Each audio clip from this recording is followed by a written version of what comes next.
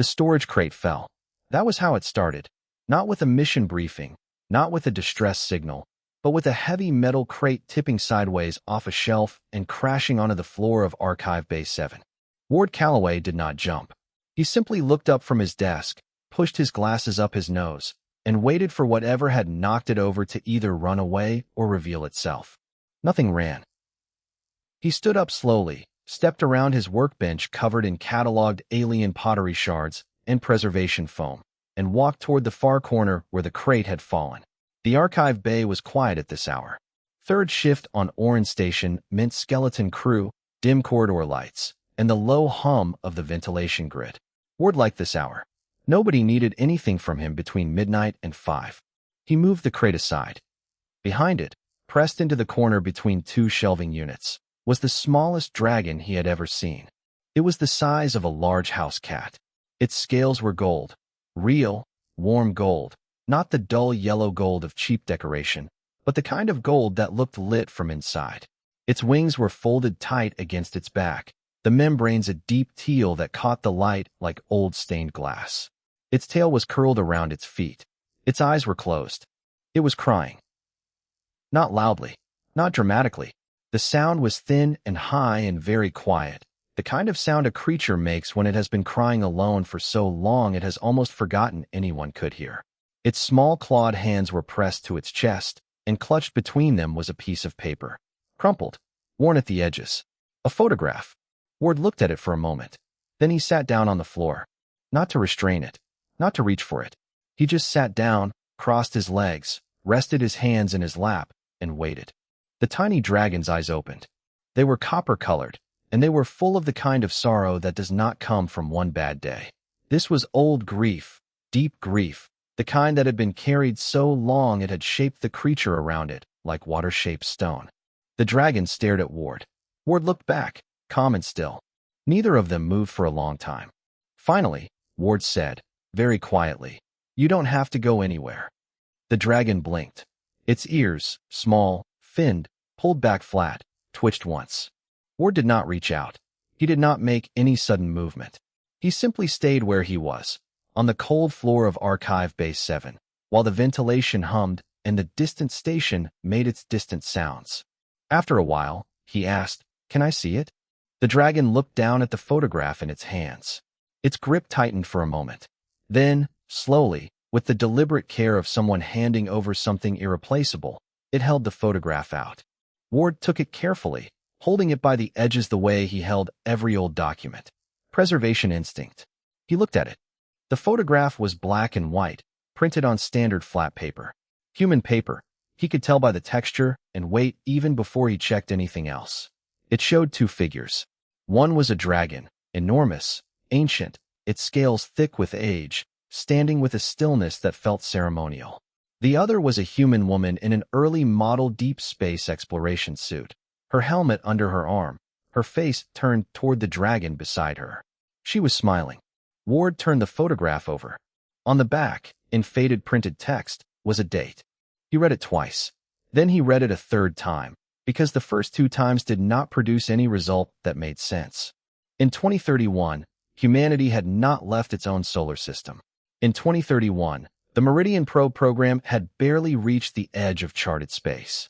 In 2031, there was no record of any contact with any alien species.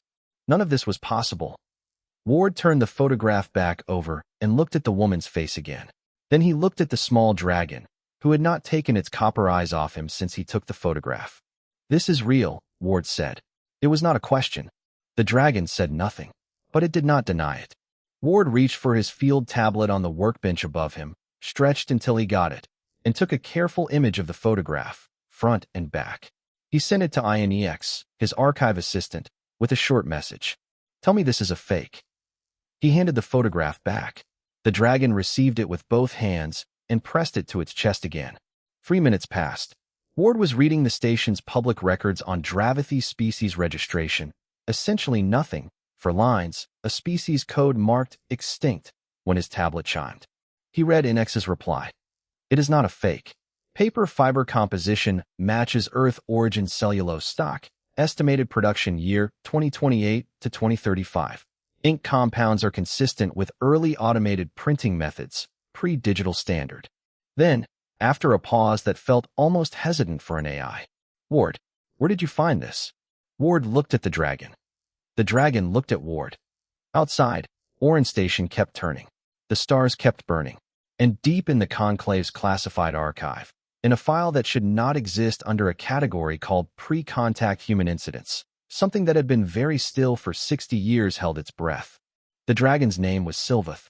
Ward learned this not through any dramatic introduction, but through a slow, patient process that involved warm mineral broth from the station canteen, a small dish of copper flakes that Ward sourced by disassembling a non-critical relay panel in the back of the archive, and 3 hours of sitting in companionable silence while Sylvath decided whether Ward was worth trusting.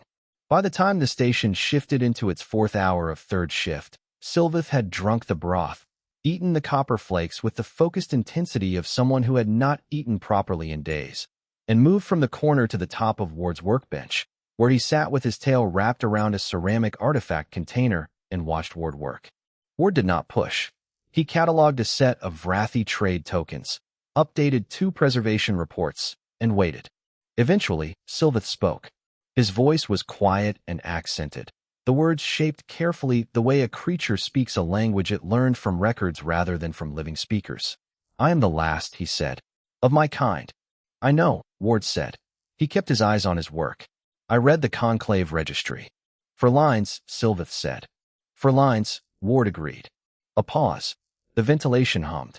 Sylvath turned the photograph over in his hands without looking at it, a habit that looked very old. "My father was called Salith," Sylvath said. "He was an elder.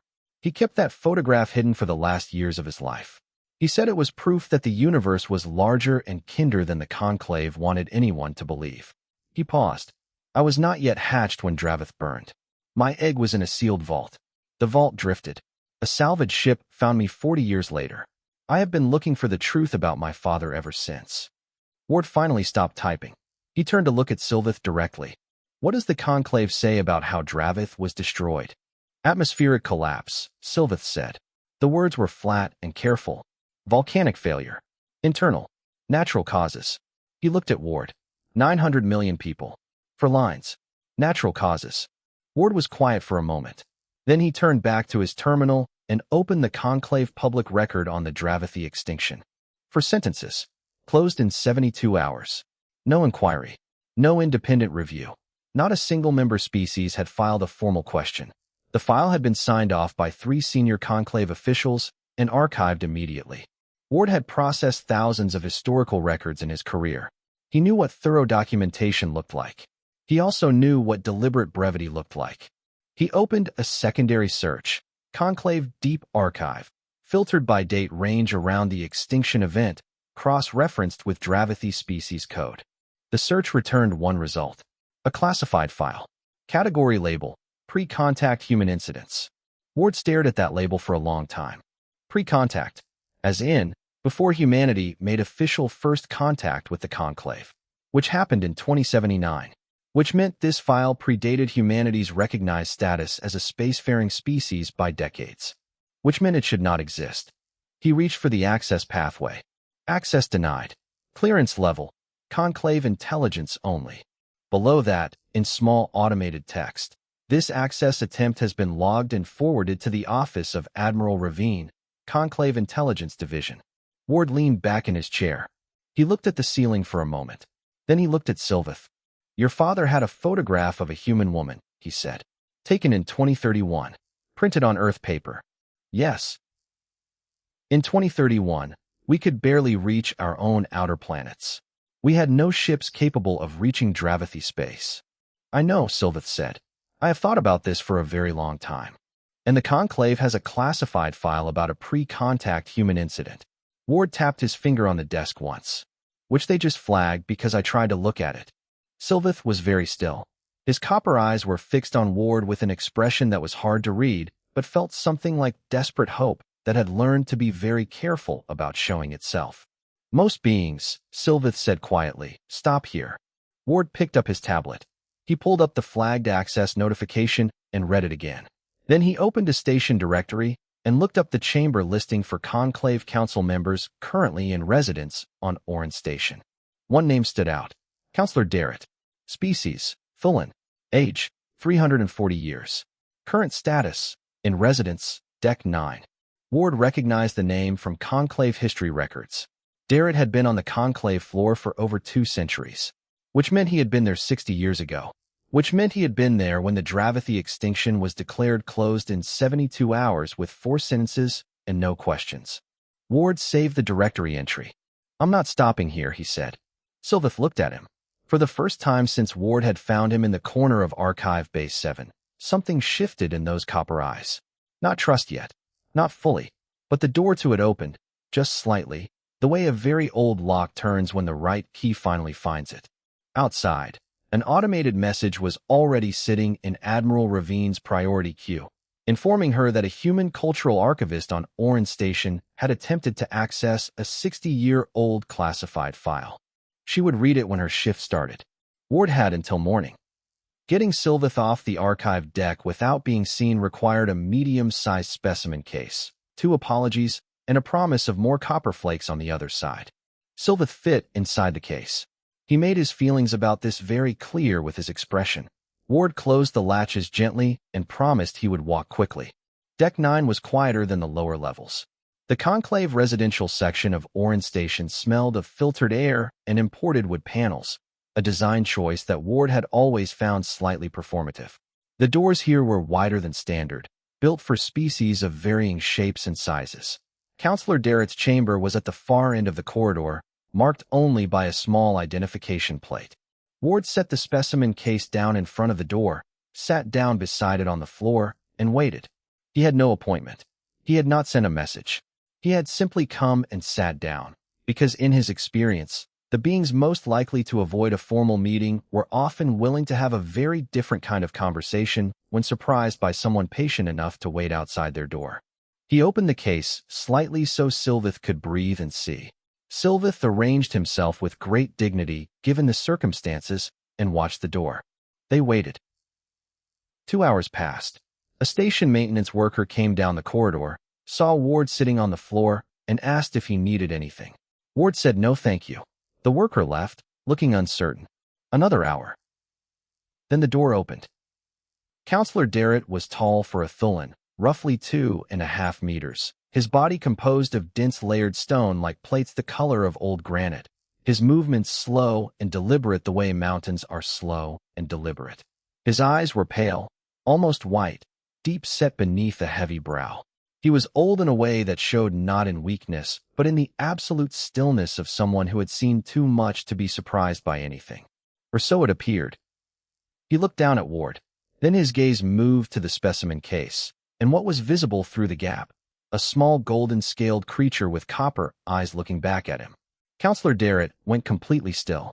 Ward had worked with enough people in enough difficult situations to recognize the difference between a pause that meant nothing and a pause that meant everything. This was the second kind. "I have been sitting here for 3 hours," Ward said pleasantly. "I would appreciate a few minutes." Darrett looked at him for a long moment. Then he stepped back from the doorway. Ward picked up the specimen case and walked in. The chamber was sparse for its size. A long window looked out at the stars.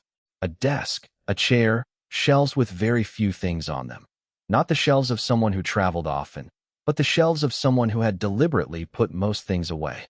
Ward sat in the offered chair. Sylveth emerged from the specimen case without being asked, climbed to Ward's shoulder, and sat there holding the photograph in both hands. Darrett stood. He did not sit. He looked at the photograph across the room with the expression of someone seeing a thing they had told themselves they would never have to see again. Ward waited. "Where did you find it?" Darrett said. "He had it," Ward said. "He has had it his whole life. It was his father's." Darrett closed his eyes. When he opened them again, they were very old eyes and a very old face, carrying something that had clearly grown heavier over decades. "His father was Salith," Darrett said. "Not a question." "Yes." A long silence.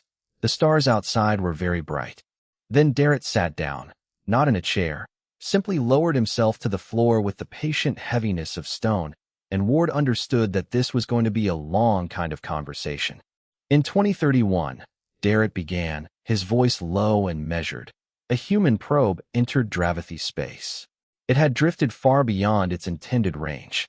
A navigational error. Your people did not know where it had gone. Ward said nothing. He listened. Salif found it. He was the elder of the outer territory. He had protocols to follow. Any pre-contact civilization encounter required immediate conclave notification, quarantine of the vessel, and zero interference. This was not an ambiguous rule. Darrett paused. He did not follow it. What did he do? He found a living crew pod attached to the probe. One survivor, a human woman. He chose not to leave her to die in deep space. Darrett looked at the photograph from across the room. He brought her to Dravath. He repaired the probe. He spent time with her, years, in fact. He learned what he could of her language. She learned his. And when she died of illness, peacefully, he sent the probe onward with a hidden message encoded in its navigation data. A greeting. And a photograph.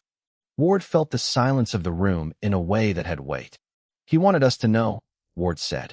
He wanted your kind to know you had not been alone as long as you believed, Darrett said. That someone had found you, cared for one of you, and let you go with kindness. He stopped. The Conclave found out about the incident through their own network. They classified it immediately. And then, Ward said carefully, 60 years ago, Dravath burned. Darrett was quiet. Tell me it was an accident, Ward said. The counselor closed his pale eyes. His stone-plated hands rested on his knees. The room was very still. I have told myself that for 60 years, archivist, Darrett said at last. I have become very good at it. Sylvath, on Ward's shoulder, made no sound at all. But his small hand found the edge of Ward's collar and held on. The summons from Admiral Ravine arrived the next morning, formatted as a polite invitation. Ward recognized the format. He had received similar things during his military service, when a superior wanted to make very clear that a conversation was non-optional without putting anything threatening in writing.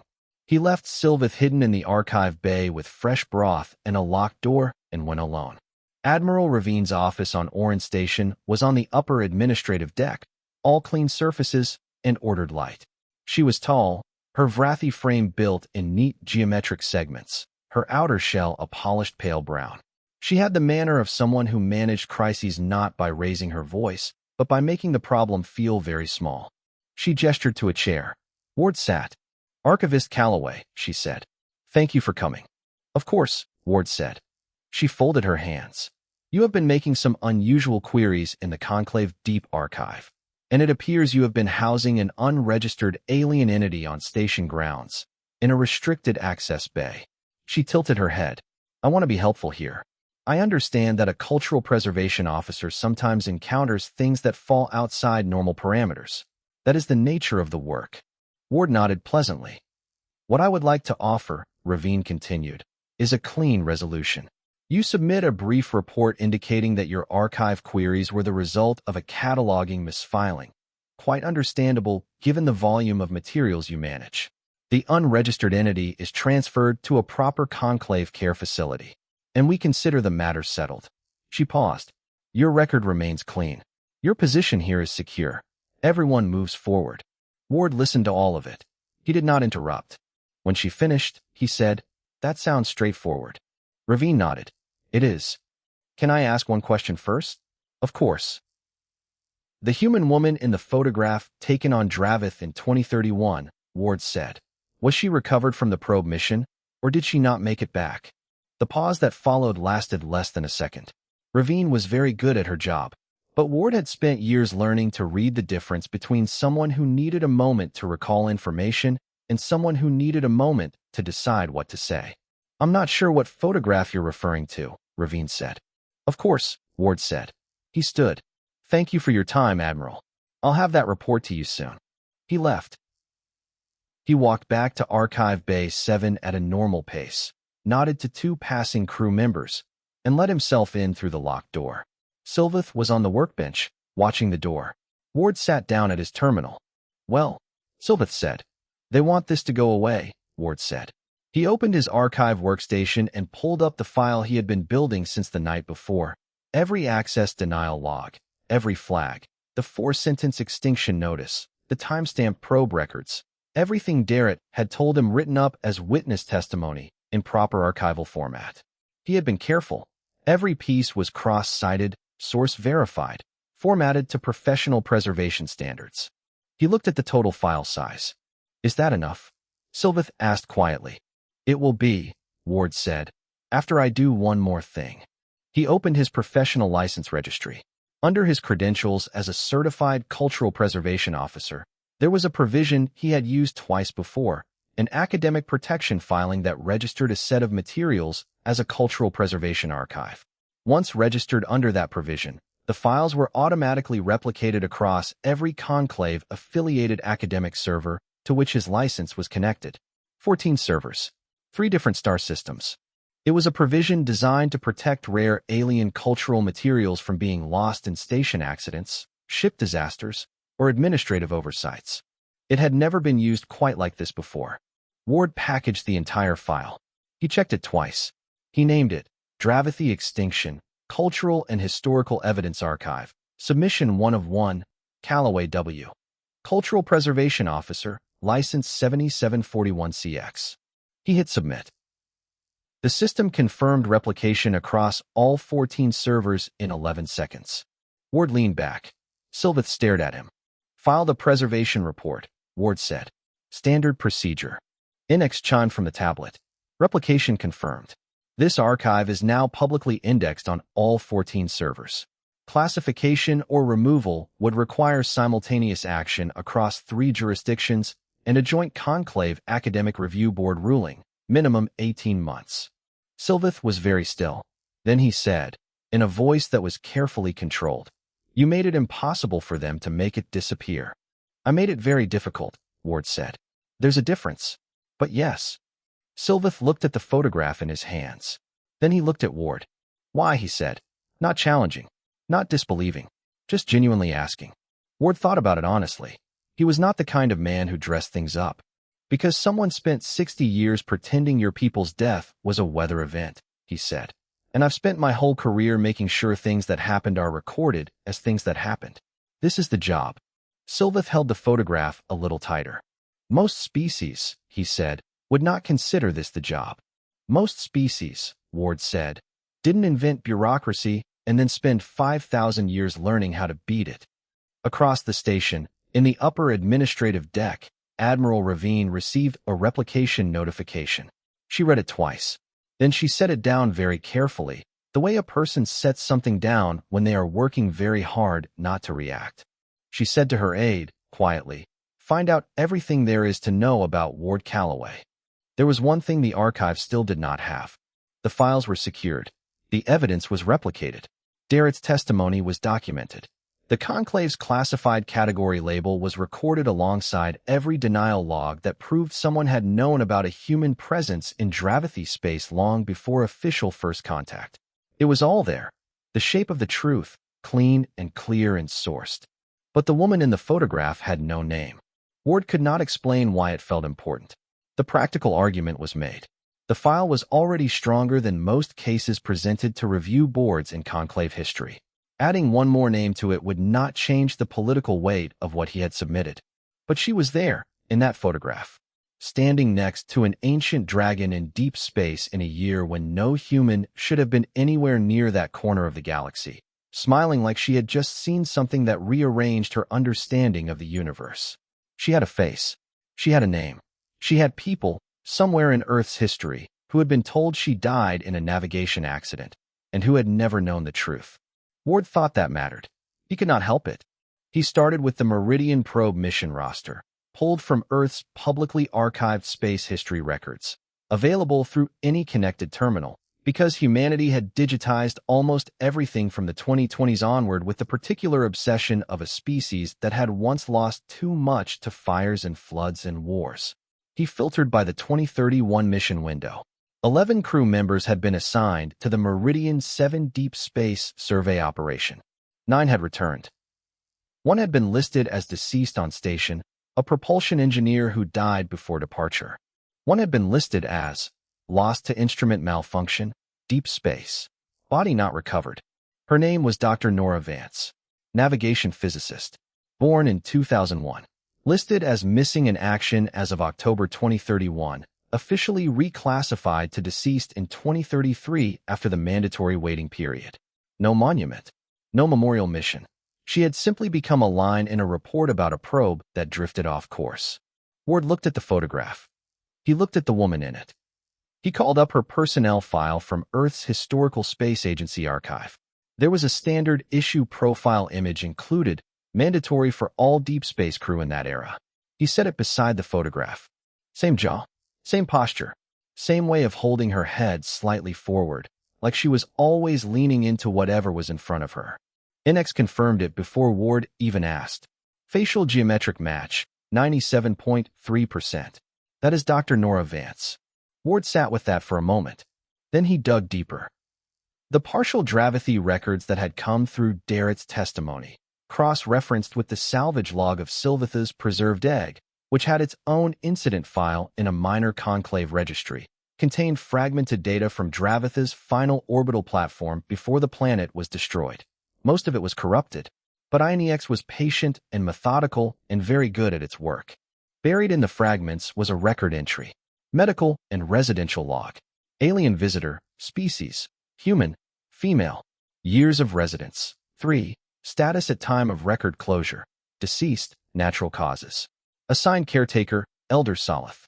3 years. She had lived on Dravath for 3 years. Ward found a secondary fragment, a personal notation in what INEX identified as Solith's own recorded voice, transcribed. The transcription was imperfect, but readable. She called laughter a release valve. Solith had recorded, in his careful, translated phrasing. She said that when things became too heavy, humans made sounds that let some of the weight out. I did not understand this at first. By the time she left us, I understood it completely. I think it may be the most honest thing any species has ever shown me. Ward read that twice. He looked at the photograph one more time. The woman smiling. The dragon standing with the stillness of a mountain beside her. 2 beings who should never have met. In a corner of space neither of them was supposed to be in, having 3 years of something that no official record in the galaxy had ever acknowledged. He heard a sound beside him. He turned. Silvath was looking at the photograph on the screen, the profile image of Norah Vance, and then at the photograph in his hands, and back again. His copper eyes were very bright. My father spoke of her, Silvath said. His voice was quiet and very careful. He said she laughed often. He said it was the most alarming and wonderful sound he had ever heard. Ward laughed. It came out short and sudden and slightly wet, involuntary in the way that things sometimes are when they hit a place in the chest that wasn't prepared for them. That sounds like us, he said. He tried to learn to make the sound himself, Silvath said. He was very bad at it. She thought this was the funniest thing she had ever seen. This became a pattern. Ward pressed the back of his hand briefly to his mouth, steadied himself. Then he turned back to the terminal and added Norah Vance's complete recovered file to the preservation archive. Her real file, with her full record, her actual fate, the years she lived, the creatures she had lived among, and the note left behind by the dragon who had cared for her at the end. He filed it under First Contact, Unofficial, Human Dravathy, 2031. Below it, in the notes field, he typed, she was not lost. She was found, and she was remembered by people who did not have photographs, but kept her in their records all the same. He submitted the update. The 14 servers confirmed replication. Silvath was quiet for a while. Then he said, Counselor Darrett has requested a full session of the Conclave Council. It was announced an hour ago. Ward nodded slowly. Good, he said. Outside the archive bay, Orin Station turned in the dark, and somewhere in an upper office, Admiral Ravine read the updated archive entry and understood, with the precise clarity of someone very intelligent, that the situation had moved entirely beyond her reach. The conclave session lasted 4 hours. Ward was not in the chamber. He had not been invited, and he had not tried to attend. He sat in Archive Bay 7 with Silvath and a cold cup of station coffee and watched the public feed on his secondary monitor, a formality feed, no real-time debate, only procedural announcements and formal motions. The actual arguments were happening behind closed doors, between beings who had held power in the galaxy for centuries and were now deciding how to handle a truth that had been quietly buried under 60 years of polite institutional silence. Ward drank his cold coffee and updated a catalog entry for a set of Thulin ceremonial weights someone had left in Bay 6 months ago. Sylveth sat on the workbench and watched the monitor with an expression that Ward had come to recognize as Sylveth's version of controlled calm, a very deliberate stillness that was doing a great deal of work. At the end of the 4th hour, the feed displayed a procedural result. 11 votes in favor, 7 opposed, 3 abstentions, including Admiral Ravine. Ward read it, set down his coffee. It passed, he said. Sylveth looked at the screen for a long moment. Is that justice? He asked.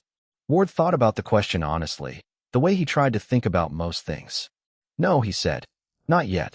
It's the first true sentence in a document that has been full of lies for 60 years. He paused. But truth tends to build on itself. Give it time. Sylveth was quiet. He turned the photograph over once in his hands. 2 hours after the session closed, Ward received an official notification from the Conclave Registry. He read it twice to make sure he was reading it correctly. Then he read it a 3rd time. Sylveth, designated Dravathi individual, last surviving member of registered species, had been formally entered into the Conclave's Protected Sapient Persons Registry. He was the first Dravathi to hold that status since the Extinction Declaration 60 years ago. The notification included a temporary residency confirmation for Orin Station and an offer of formal legal counsel at Conclave expense. Ward showed it to Sylveth without saying anything. Sylveth read it. Read it again. His teal wings, usually kept pressed flat against his back, opened very slightly without him seeming to notice. This means, Sylveth said carefully, that I exist. Officially. It means no one can classify you as cargo or an unregistered entity or a closed case, Ward said. It means if someone tries to make you disappear into a conclave facility with no oversight, they now have to answer for it in writing. Humans, Sylveth said, in a tone that held several things at once, are very specific about paperwork. Paperwork, Ward said, is just a way of making things real so they cannot be unhappened. The final task was the photograph. Ward had been thinking about it since the beginning. The original photograph, the actual printed paper, Earth Origin, 2031, needed to be in the archive's official record, but not as evidence and not as a curiosity, as what it actually was. He prepared a formal cultural artifact entry. He filled in every field carefully. Item, photographic print, cellulose paper, Earth Origin. Estimated year of production, 2031. Contents, Elder Salith of the Dravathi people and Dr. Norah Vance, navigation physicist, human. First recorded cross-species encounter between human and Dravathi individuals. Provenance, preserved by Elder Salith, passed to his surviving offspring Sylveth. Significance, documentation of the first known act of interspecies compassion between humanity and the Dravathi, conducted without official sanction, in defiance of Conclave protocol, and never acknowledged by any governing body until this filing. Curator, Callaway, W., Cultural Preservation Officer, License 7741CX. He showed Sylveth the entry before submitting it. Sylveth read it slowly. When he reached the significance field, he stopped. He read it again. Then he set the photograph down on the workbench, gently, deliberately, face up, and looked at it for a long time. His father, enormous and ancient and still. The woman beside him, smiling at something just off frame, her whole posture full of a delight she could not contain. He would have liked you, Sylveth said. My father. He would have found you very strange and very interesting. I'll take that, Ward said. He submitted the entry. The servers confirmed replication. Later, when the archive was properly locked and the cataloging for the day was finished, Ward and Sylveth took the long way back through the station to Ward's quarters, past the observation corridor on Deck 4, where the viewports ran floor to ceiling and the stars were unobstructed and very bright. They stopped there for a while. It seemed like the right thing to do. Sylveth sat on Ward's shoulder the way he had started doing without either of them formally agreeing to it. He was small enough that his weight was barely there. He held the photograph under one wing. Why did you stay? Sylveth asked. At the beginning. You could have called security. You could have walked away. Ward considered it. You were crying, he said, over a photograph of your father. What kind of person walks away from that? Sylveth was quiet for a moment. Most species would have, he said. Every species I have encountered on this station would have called security first and asked questions later. Or not asked at all. Ward said. The stars drifted past, slow and enormous and cold and very beautiful. Thank you, Ward Calloway, Sylveth said, for being weird. Ward smiled. It was a small smile, the kind that lives in the corners of a face rather than across the whole of it. 11 years later, the Conclave investigation into the Dravithy extinction would conclude with findings that reshaped the political structure of the Conclave entirely. It would be called the most consequential inquiry in 500 years of galactic governance. Its origin would be recorded as initiated by formal preservation filing, Orin Station, Archive Bay 7. Filed by a human cultural officer who was working the third shift and found something crying in a corner and sat down on the floor. Nobody in the conclave had seen that coming. They probably should have.